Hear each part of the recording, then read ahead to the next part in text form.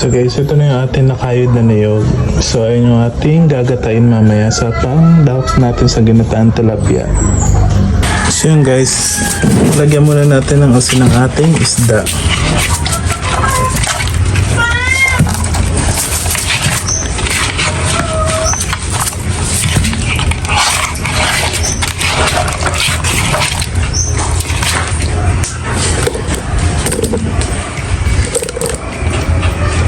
So guys, ito yung ating mga gagamitin sa ating lulutuin. So meron tayong tilapia. Then ito yung gulay, talong and sitaw. And ito yung ating fresh na pulis na kinuha natin kanina. So yan. And yung mga bawang sibuyas. So yan. And luya. So maglalagay din tayo ng suka, patis. Ayan. So ito yung unang gata. Dito natin pakukulan yung ating tilapia. And ito yung unang gata. So ito yung pangalawa at ito yung una para mas creamy yung ating ginataan. So yan guys. So guys, ano pala natin ginawa? Binalot natin yung ating tilapia sa pulis. So ayun yung ating mga binalot. And then next naman ay ilalagay na natin yung ating mga luya. Patas naman natin ngayon na maayos yung ating mga binalot na tilapia.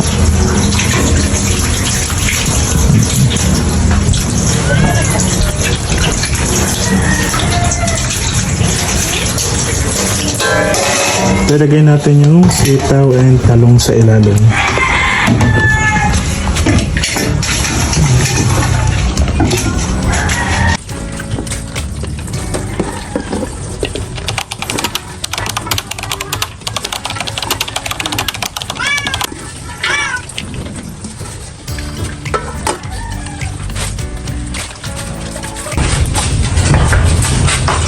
So lagyan na rin natin ng patis.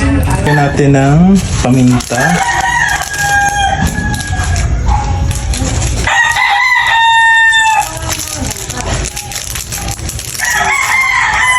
And counting betchin.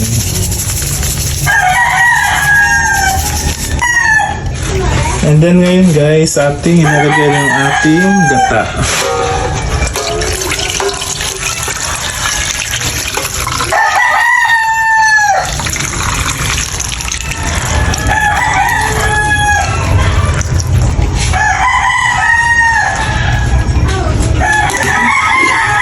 And ilalagay na natin sa ating. So yun guys, ating ayusin ang ating bao. So yun, ayusin na natin ang ating tungko.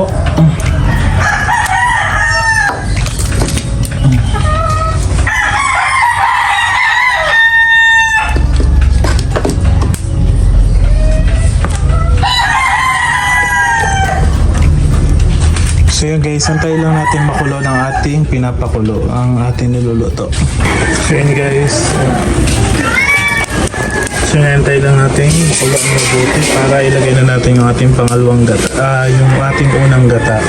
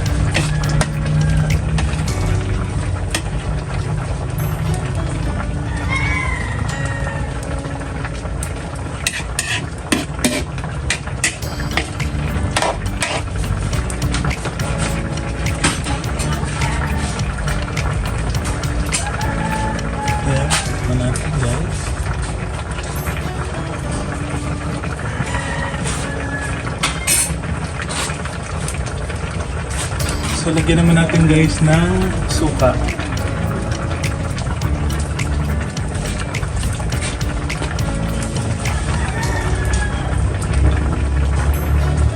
So, masarap yung medyo maasim.